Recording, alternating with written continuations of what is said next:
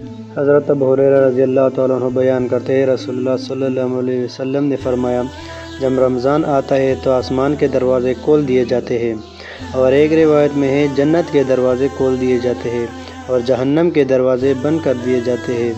اور شیاطین کو جگڑ دیا جاتا ہے، اور ایک روایت میں ہے رحمت کے دروازے کھول دیے جاتے ہیں۔ حضرت سہیل بن سعد بیان کرتے ہیں رسول اللہ صلی اللہ علیہ وسلم نے فرمایا، جنت کے 8 دروازے ہیں، ان میں سے ایک دروازے کا نام الریان ہے، ان میں سے صرف روزہ دار ہی داخل ہوں گے۔ حضرت ابو ہریرہ رضی اللہ تعالیٰ عنہ بیان کرتے ہیں رسول اللہ صلی اللہ علیہ وسلم نے فرمایا، ماہ رمضان تمہارے پاس آیا ہے، اللہ نے اس کا روزے تم پر فرض کیا ہے، اس میں آسمان کے دروازے کھول دیے جاتے ہیں، جہنم کے دروازے بند کر دیے جاتے ہیں، اور سرکش شیاطین بند کر دیے جاتے ہیں۔ اس ماہ میں ایک رات 1000 مہینوں سے بہتر ہے۔ جو شخص اس کی خیر و بلائی سے محروم کر دیا گیا تو